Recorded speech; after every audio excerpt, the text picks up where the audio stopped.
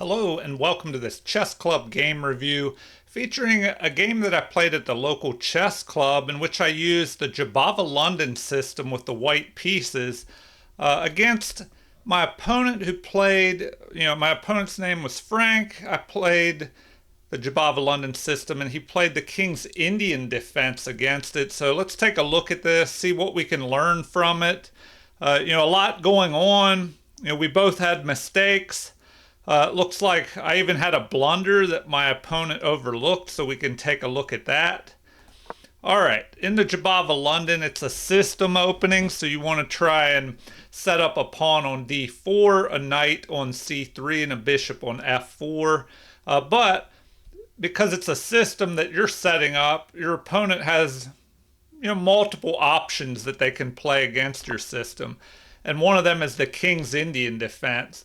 So knight to f6, and now we have knight to c3, and getting ready to fianchetto on the king side for the King's Indian defense.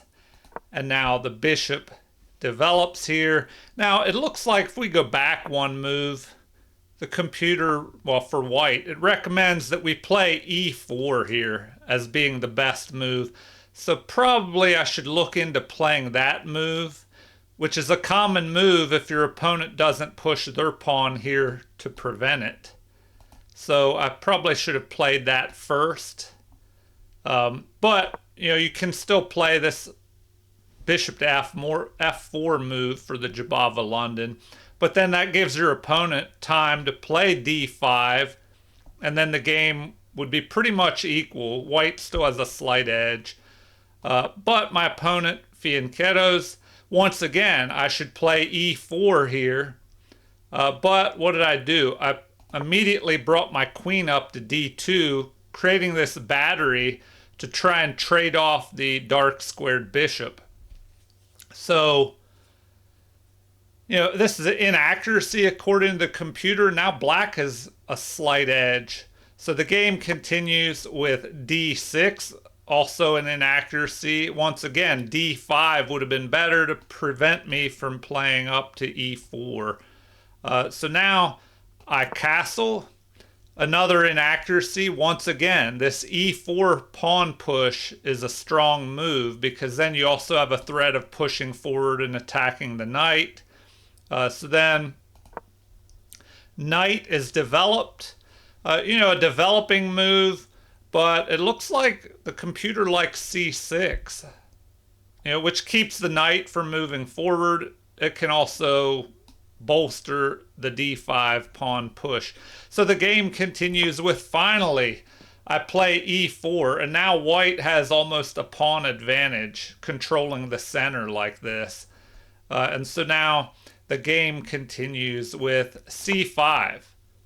This is a common King's Indian defense move where you counter strike in the middle, pushing this flank pawn, attacking d4.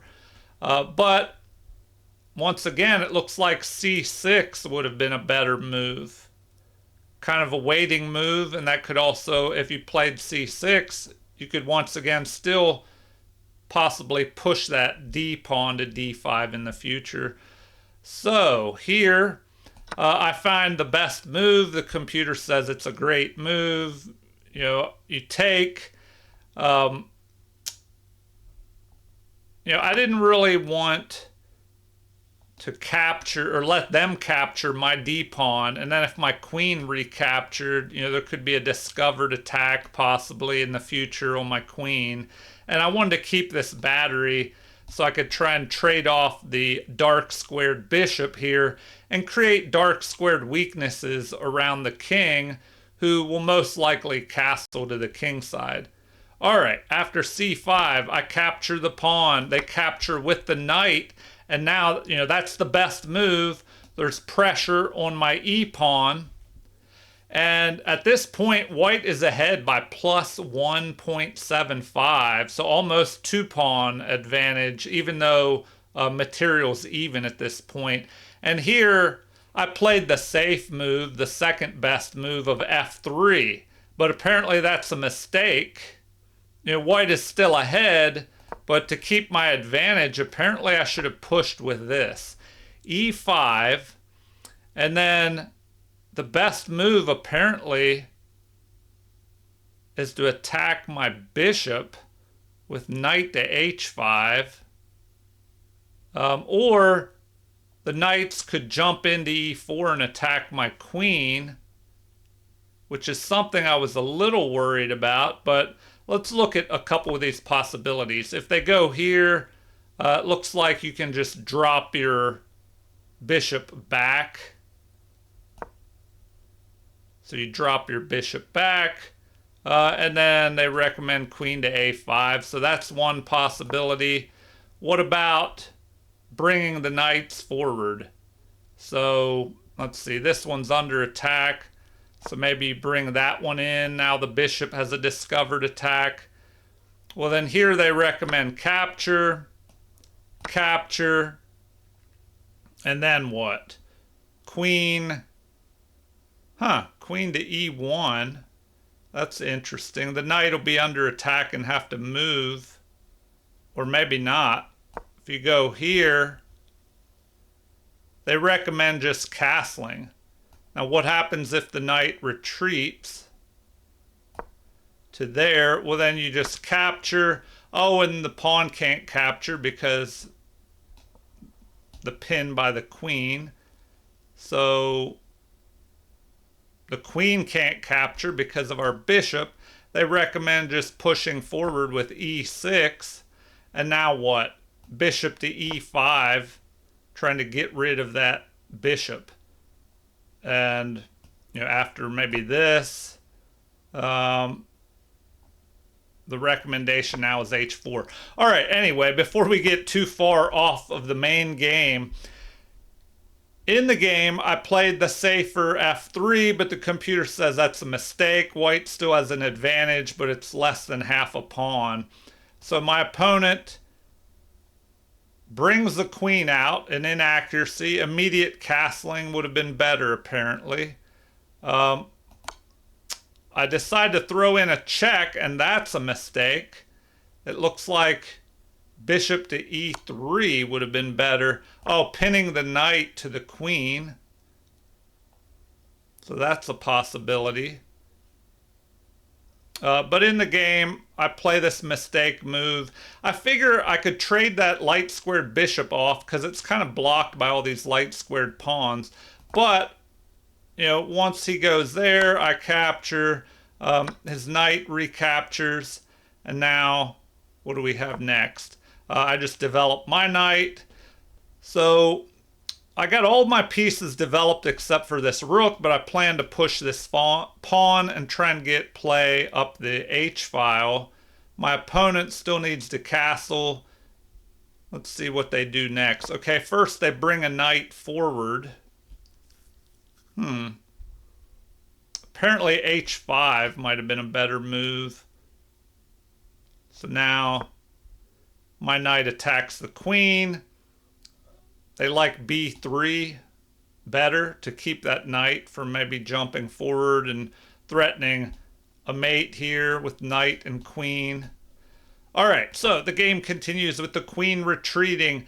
Good move, but maybe not the best. The best move apparently would be queen to c6, moving the queen over here. So now I continue with my blunder of the game, and thankfully my opponent overlooked it. He didn't see that this was a blunder that could trap my queen. I thought if he attacked my queen could run up along this diagonal. But apparently that doesn't work. So first let's see what I should have played. It looks like here the best move, what did they recommend? They still say b3 is the best move. So that prevents that knight from moving forward and attacking my queen. And at some point in the game, I think I did look at that, but I thought it would create some weaknesses around my king. But it looks like that's what I should have played. So after my blunder, then what? Knight to c4 is the only move that would give black a lead. So check, or not a check, but attack on my queen. And here the best thing to do is, wow, give up your queen. You know, start attacking here. Maybe get a rook and a bishop. So let's see. They recommend that. You know, they would take our queen. Then we capture here. Then the knight retreats back. And we should retreat our bishop or play that b3 move attacking the knight. So if we go back a little bit. Now what if my queen tried to escape? So let's see. After, excuse me. You know, if knight to c4 was played, if that's played, what if my queen tried to run?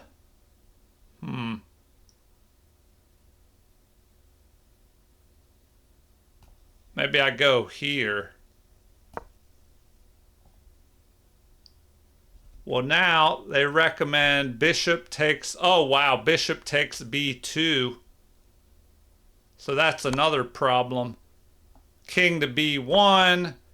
Now what? Knight to a4. Oh wow, and they're just swarming all over my position. The rook comes up to help fight them off. e6 chases my knight. Knight to e3. Yeah, and at this point, black would be kind of winning here. All right, thankfully, my opponent overlooked my blunder, my one blunder in this game.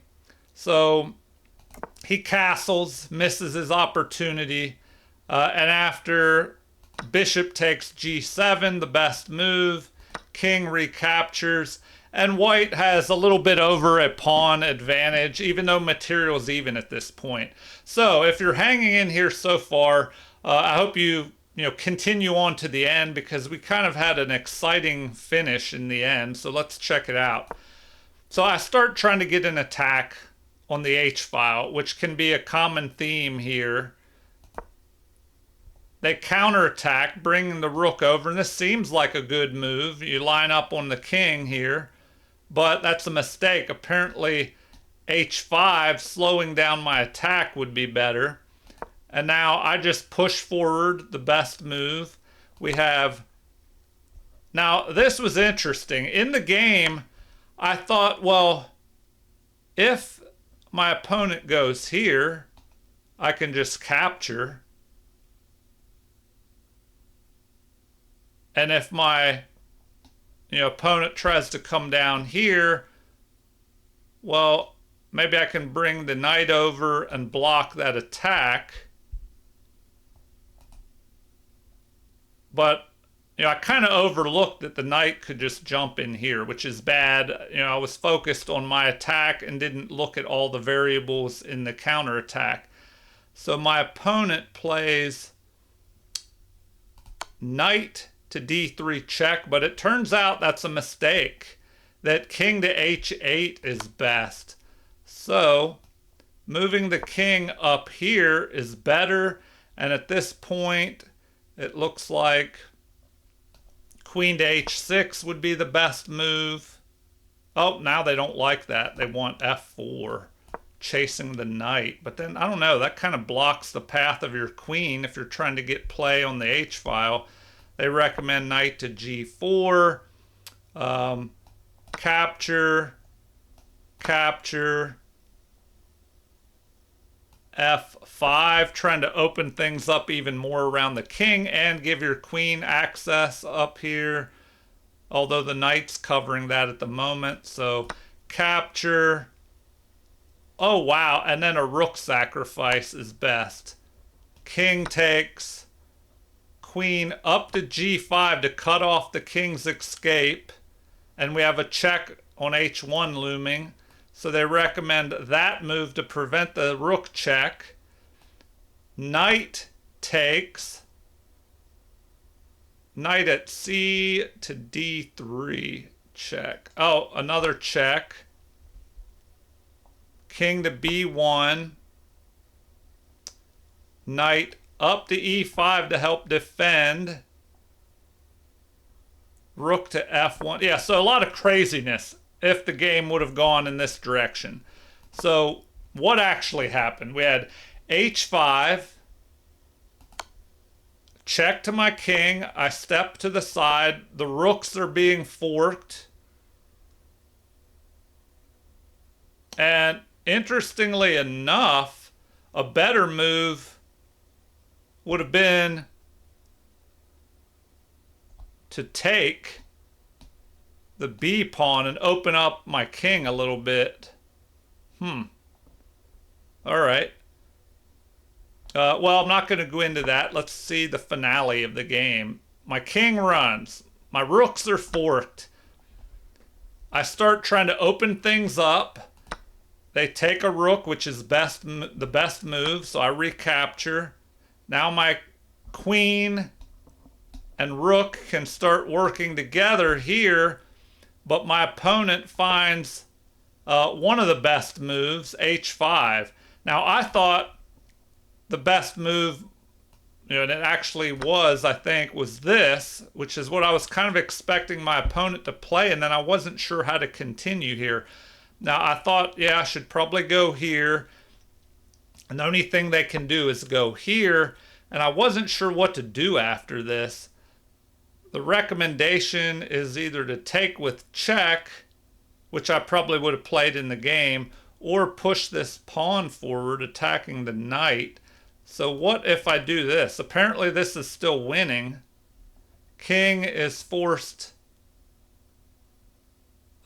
Well, not forced, but they recommend king to e8, saying that's better. And that's what I thought my opponent would play. And I thought, well, what would I do next? Take this pawn? But once again, they recommend attacking the knight. Oh, I can't take the pawn because the knight is guarding it. So f4 and what? Knight up to f7. Queen takes g6. At this point, I'm down, or is it even? Because I have extra pawns. I have 2 extra pawns. So I have a knight and 2 pawns for the rook. But the computer is saying, even though material's even, that white is winning. 5.7 lead. All right. Rook to c5. They recommend that. And then how should white have continued here? Knight to d4. Queen over to c8, or rook takes d5, giving back the rook for the knight. All right, I'm just going to play a couple of the best moves just to see what they recommend here. Queen to c8. Knight up to e6 on the outpost. The rook is under attack. They don't even recommend defending that you just move the king up to d7 that way. Oh, because the rook is defending this knight. So then you should take. Queen takes. And now what? Check. King up to d8. And then the pawns start pushing and you have the extra rook. And white should be winning. But wow. Okay. The actual finale of the game. This pawn pushes forward, I capture, and I thought, oh, I might be in a little bit of trouble here.